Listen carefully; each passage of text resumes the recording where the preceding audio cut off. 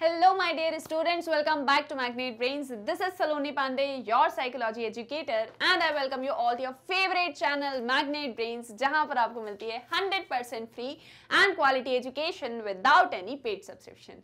So आज के हमारे इस लेक्चर में हम डिस्कस करेंगे नेचर ऑफ थिंकिंग, आपके चैप्टर नंबर 8 थिंकिंग से। क्लास 11 साइकोलॉजी चैप्टर नंबर 8 हमने स्टार्ट कर दिया था एंड हमने हमारे लास्ट लेक्चर में इस चैप्टर का एक ओवरव्यू एंड इंट्रोडक्शन देखा और अब हम बात करेंगे नेचर ऑफ थिंकिंग के बारे में।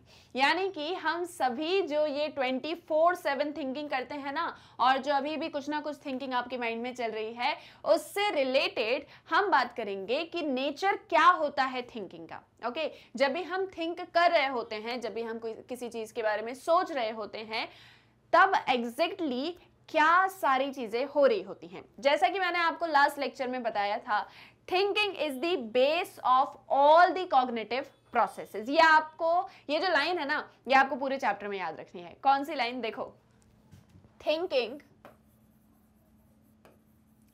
Is the base of all cognitive processes। जितने भी cognitive processes होते हैं, उसका जो बेस है वो है थिंकिंग।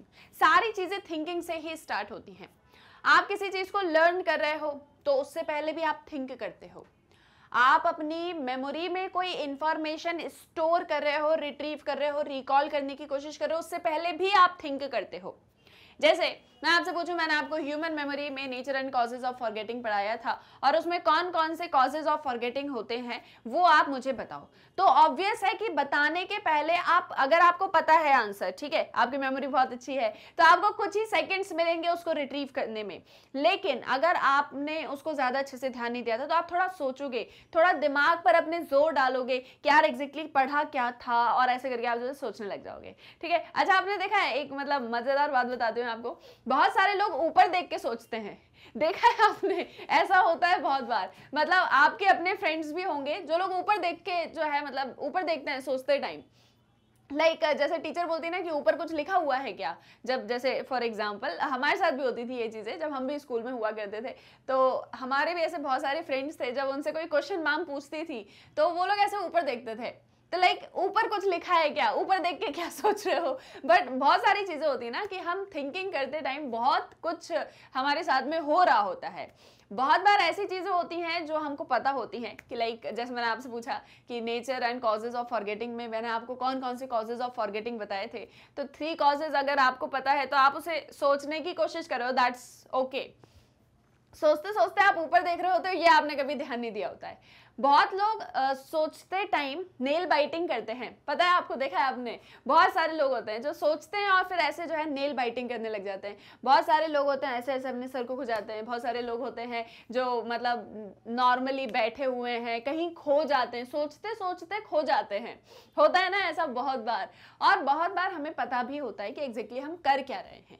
ठीक है, तो वैसे ही जो थिंकिंग है वो बेस है आपके सारे कॉग्निटिव प्रोसेसेस का। आप कुछ भी करते हो तो उसके पहले आप थिंकिंग करते हो। Okay, thinking is the base of all cognitive activities और processes and is unique to human beings. Human beings के अंदर ये यूनिक है। वैसे तो थिंकिंग सभी के अंदर होती है, मैंने आपको बताया कि एनिमल्स तक थिंकिंग करते हैं, बट जो हम ह्यूमन बीइंग्स है ना, हमारे अंदर ये थिंकिंग थोड़ी सी डिफरेंट है। या डिफरेंट कहूँ मैं, ये कहूँ यूनिक है। बिल्कुल एक यूनिक कैरेक्टरिस्टिक है ह्यूमंस का thinking. It involves manipulation and analysis of information received from the environment. आपको पता है ह्यूमन बीइंग्स पैसिव बीइंग नहीं है बल्कि एक्टिव बीइंग है। समझते हो इस बात का मतलब कि पैसिव नहीं है बल्कि एक्टिव है। Okay, come note it down, ठीक है। Human beings are not passive beings but active beings।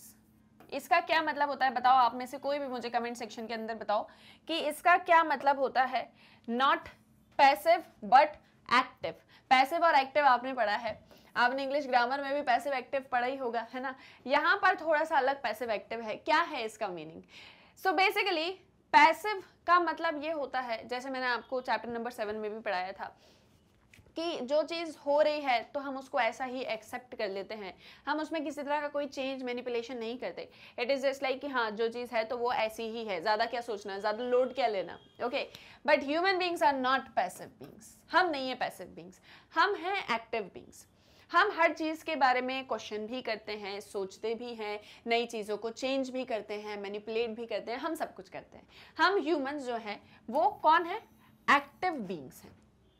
इसका मैं आपको एक एग्जांपल देती हूँ कि जैसे फॉर एग्जांपल कोई एनिमल है, ओके, कोई भी एनिमल है, अगर आप उसको कोई भी चीज़ खाने के लिए दोगे, कोई भी चीज़ जो हो सकता है ख़राब भी होगी, ओके, तो जनरली हम, या फिर उसमें किसी तरह के कुछ जो है कुछ भी ख़राब हो गया है, उसमें कीड़े वगैरह लग गए हैं, इस तरीके का आपके घर में कोई पेट है, आप उसको दोगे तो वो ज़्यादा सोचेगा नहीं, वो उस एक चीज़ को क्या करेगा, खा लेगा, ठीक है। बहुत ज़्यादा नहीं सोचते, बहुत ज़्यादा अपना दिमाग नहीं चलाते।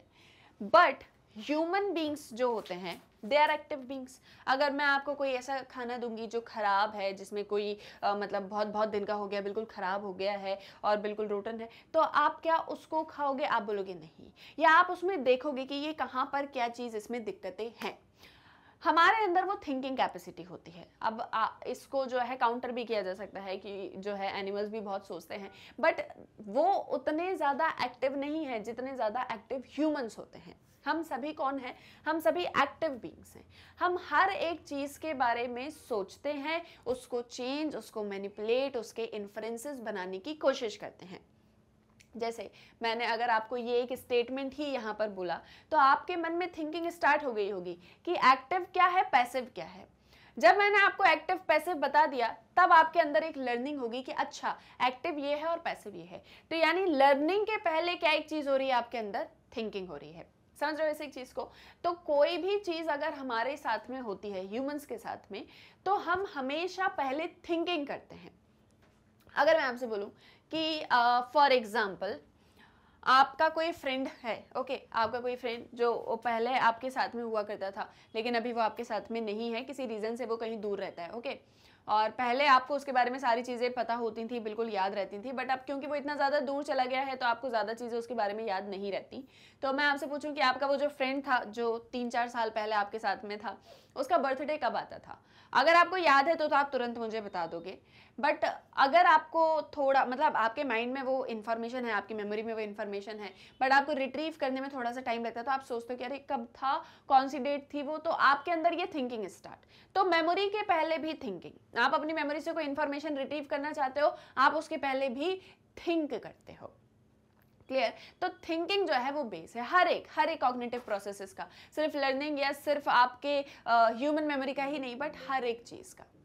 It involves manipulation and analysis of information. कोई भी चीज़ अगर आपके साथ में है, कोई भी एनवायरमेंट में कोई भी ऐसी चीज़ है जो प्रेजेंट है, तो आप हमेशा पहले उसके बारे में थिंक करते हो। आप हमेशा उस इंफॉर्मेशन से रिलेटेड किसी तरह के कोई चेंजेस, कोई मैनिपुलेशन, किसी तरह का एनालिसिस करने की कोशिश आप सबसे पहले करते हो, और इसी के साथ में आपके सारे कॉग्निटिव प्रोसेसेस स्टार्ट होते हैं। Like for example, while seeing a painting you are not simply focusing on the colour of the painting और the lines and the strokes, rather you are going beyond the given text in interpreting its meaning and you are trying to relate the information to your existing knowledge। जैसे for example आपको यहाँ पर एक painting दिख रही है, मतलब एक इमेज आपको यहाँ पर दिख रही है, तो इस इमेज में आपका सबसे पहला ध्यान किस एक चीज़ पर होता है कि ठीक है एक लड़की बैठी हुई है, एक लड़की बैठी हुई है अपने बैक इस साइड को करके, और जैसे कि हमको दिख रहा है तो वो किसी एक पहाड़ के ऊपर, किसी हिल वगैरह के ऊपर बैठी हुई है, और नीचे जो है मतलब बहुत ही ऐसे सब पूरा ग्रीनरी वगैरह दिख रहा है,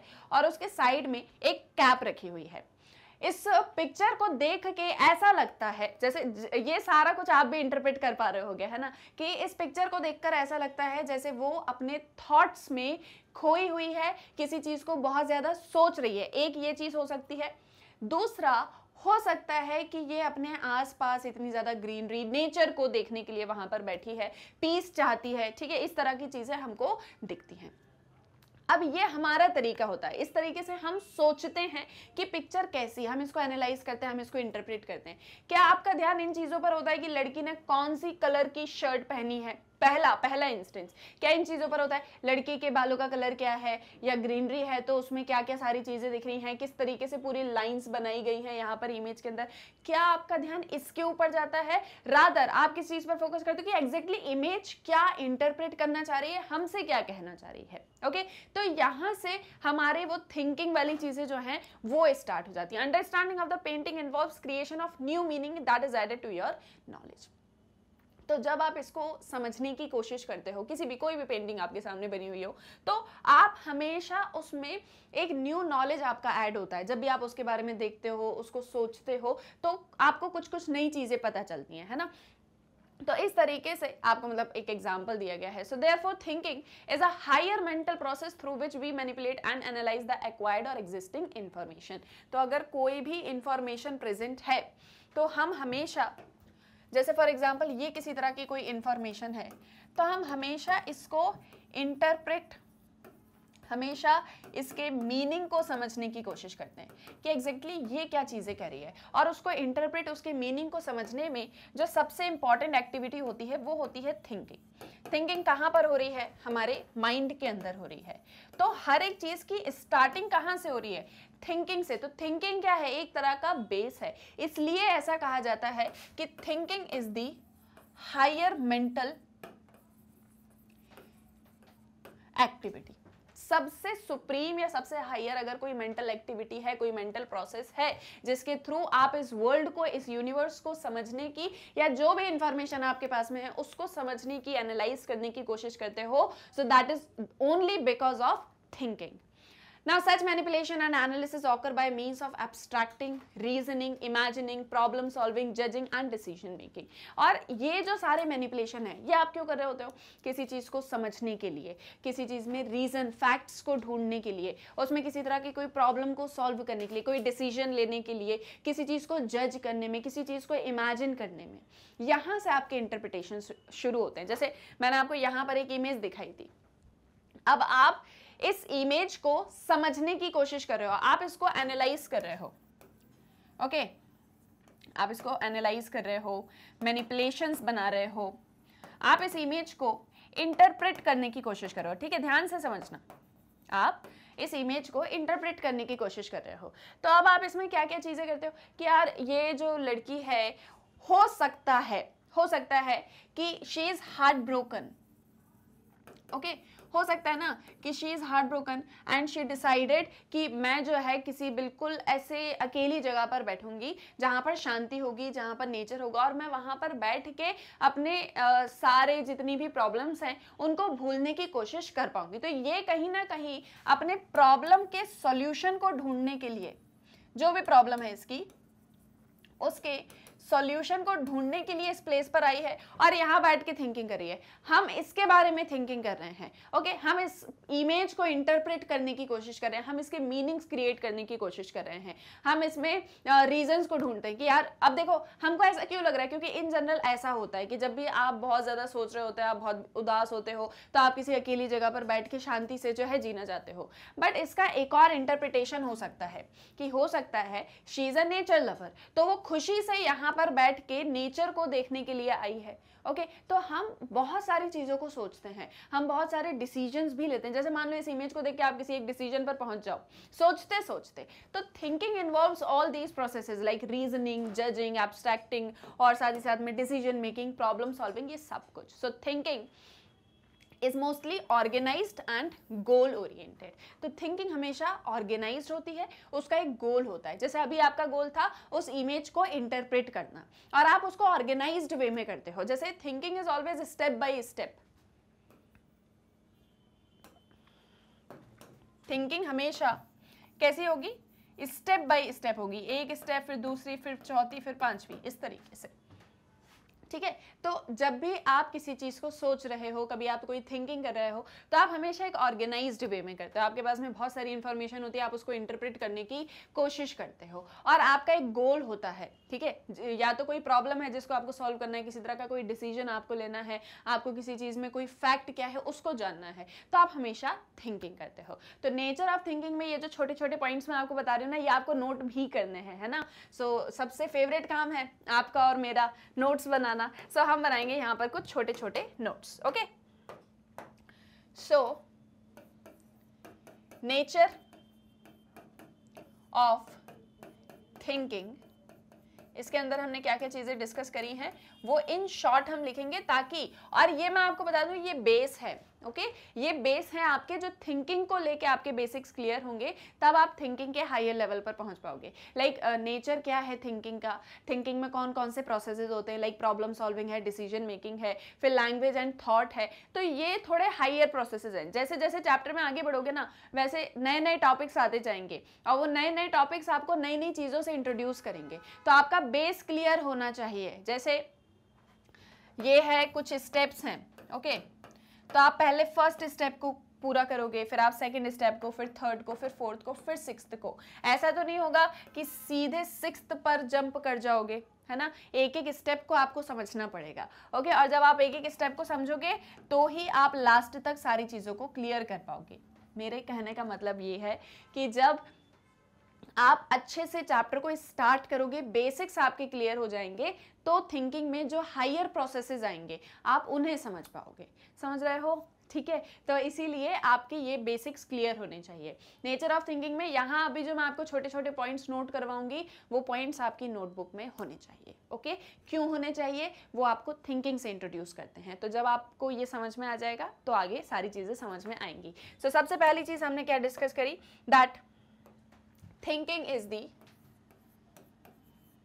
base of all cognitive processes। सबसे पहली ये एक चीज है जो आपको ध्यान रखनी है कि थिंकिंग जो है वो सारे कॉग्निटिव प्रोसेसेस का बेस है। सारे कॉग्निटिव प्रोसेसेस थिंकिंग से ही स्टार्ट होते हैं। Therefore it is a higher mental process. इसीलिए थिंकिंग क्या है, एक हायर मेंटल प्रोसेस है। ओके, इसी से सारी चीजें स्टार्ट होती हैं। थिंकिंग में हम और क्या सारी चीजों को डिस्कस करते हैं, तो this is always in an organized way. Thinking हमेशा एक ऑर्गेनाइज्ड वे में होगी and it is always goal oriented. आपका हमेशा कुछ ना कुछ गोल होगा जिसको लेके आप थिंकिंग कर रहे होगे। नेक्स्ट, इट मैनिपुलेट, एनालाइज और इंटरप्रेट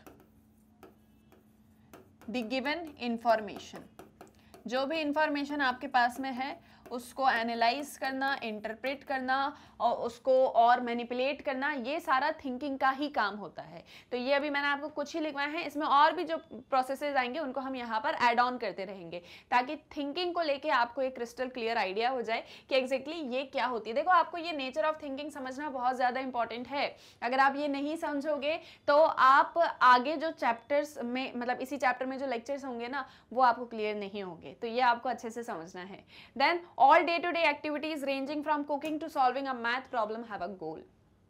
जैसे मान लो आप सुबह उठे तो आपने सोचा कि यार चलो उठ के चाय बना लेता हूँ। ओके, या जो भी किसी भी तरीके के आपका कोई भी थॉट आपके मन में आया, आपने सोचा, पहले ही आपने सोचा, उठते से ही आपने सोचा, ठीक है, कि मुझे क्या करना है।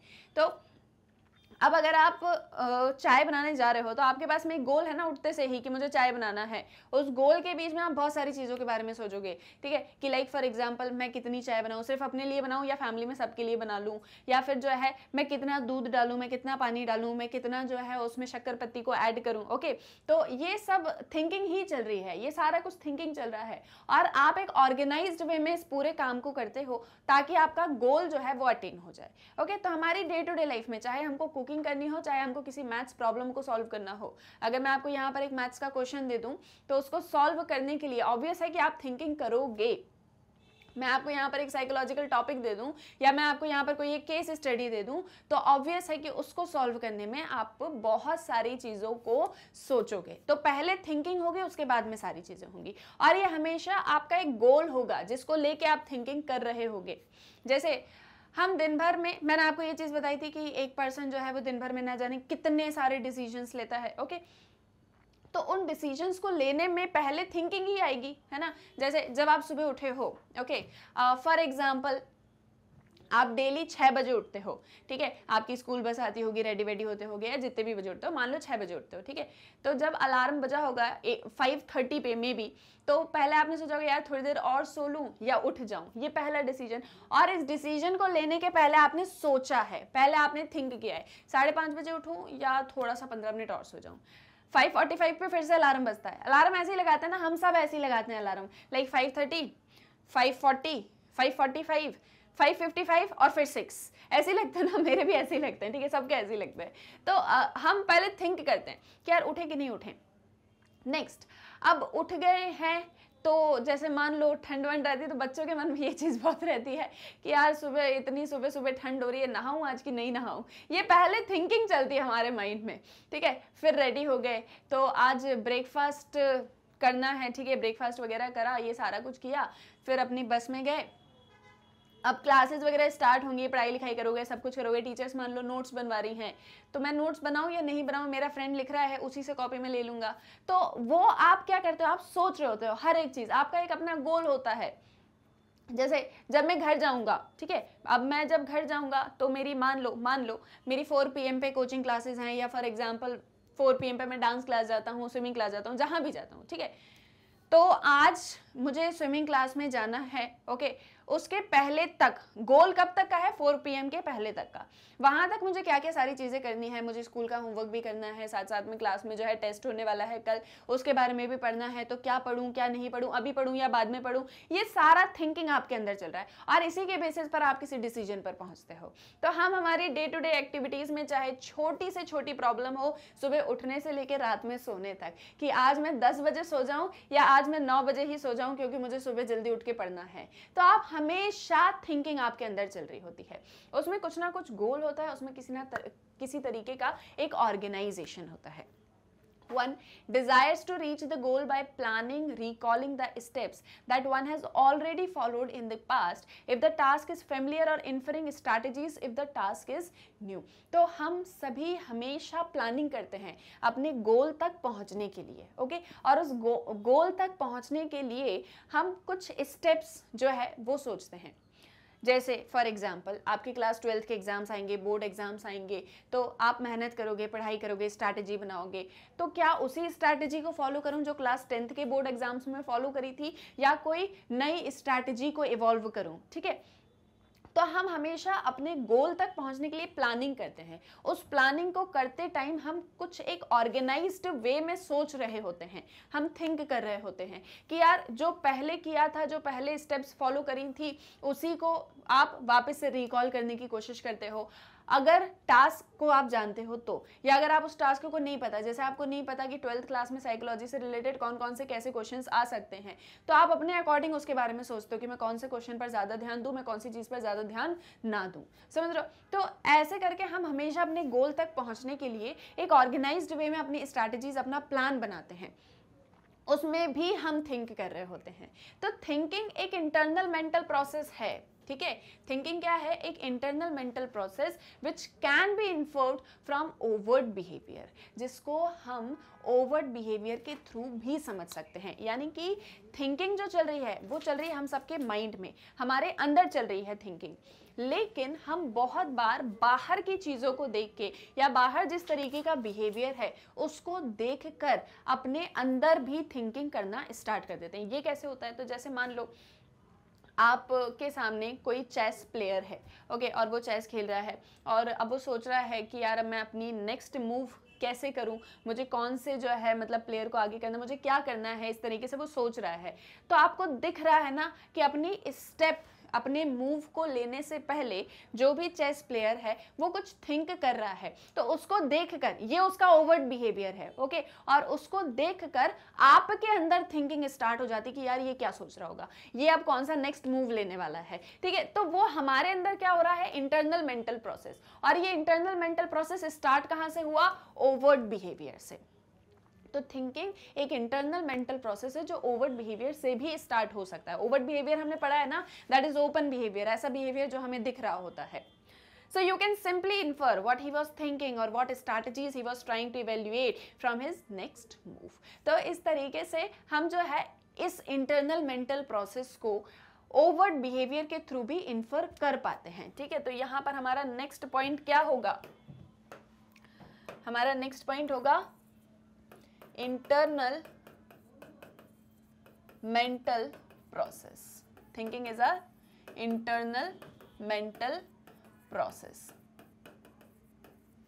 और इसमें एक और पॉइंट ऐड करो, that inferences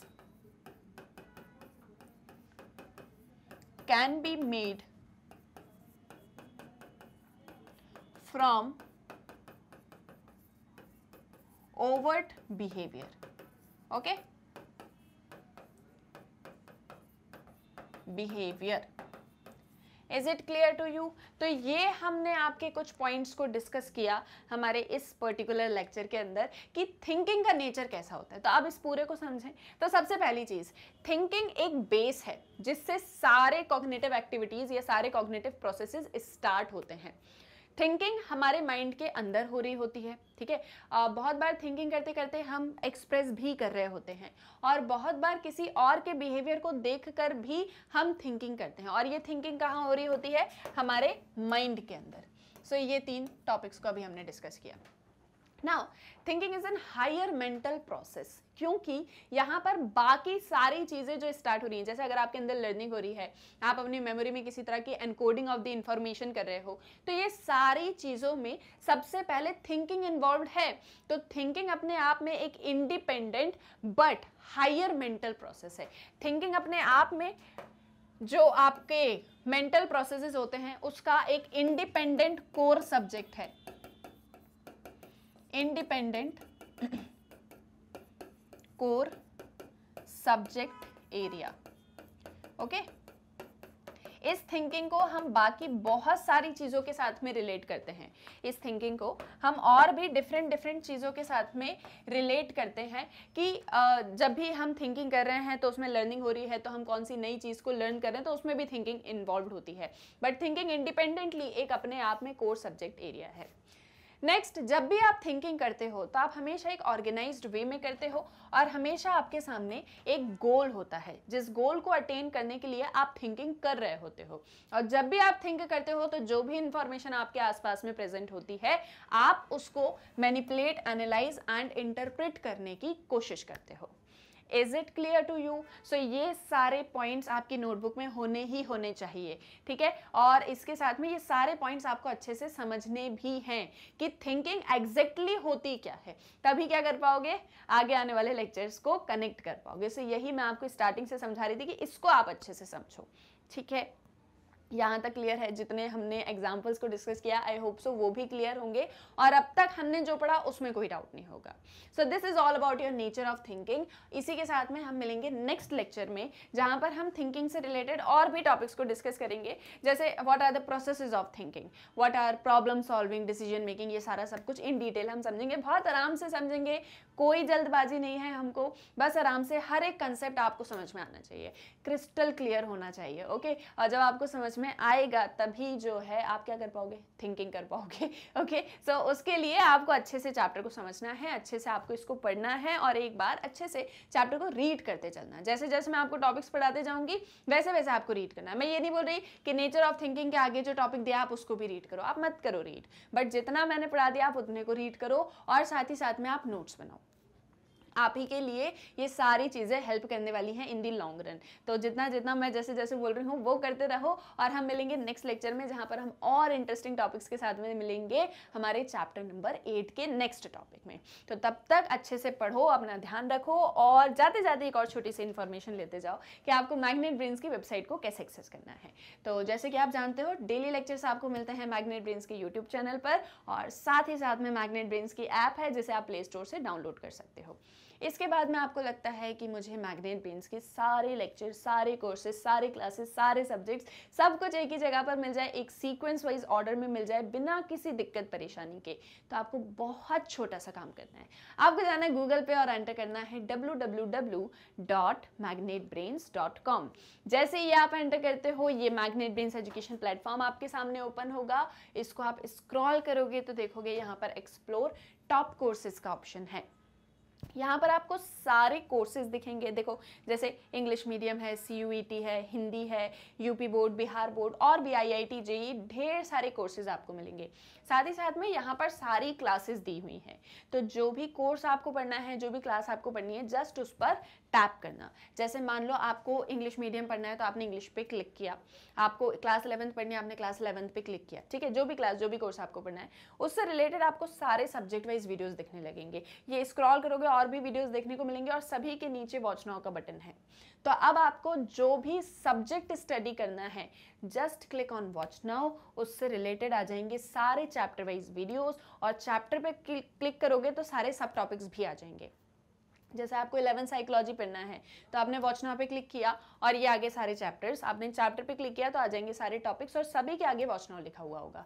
अब जो भी टॉपिक आपको पढ़ना है just click on watch now और ये आपका वीडियो ओपन। तो जो कोर्स पढ़ना है, जो टॉपिक पढ़ना है, जो सब्जेक्ट पढ़ना है, वॉच नाउ पे क्लिक किया और ये वीडियो ओपन।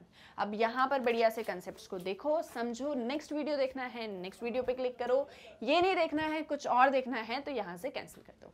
सो बहुत ही इजीली आप मैग्नेट ब्रेन्स की वेबसाइट को एक्सेस कर सकते हो। यहाँ आपको मिलती है 100% free and quality education without any paid subscription. यहाँ पर आपको किसी तरह का कोई पेमेंट नहीं करना, कोई पेड सब्सक्रिप्शन नहीं लेना, कोई कूपन नहीं खरीदना, क्योंकि सब कुछ है फ्री ऑफ कॉस्ट, क्वालिटी के साथ में, बेस्ट टीचर्स के साथ में। सो बस अपने फ्रेंड्स और रिलेटिव्स को भी मैग्नेट ब्रेन्स के बारे में बताओ ताकि वो भी 100% फ्री एंड क्वालिटी एजुकेशन को एक्सेस कर सके और उन्हें बिना किसी दिक्कत परेशानी के इजी एजुकेशन मिल जाए। ओके, सो बने रहो मैग्नेट ब्रेन्स के साथ में, और हम मिलेंगे नेक्स्ट लेक्चर में। वीडियो पसंद आया है तो जल्दी से कर दो like, share and subscribe. Thank you very much.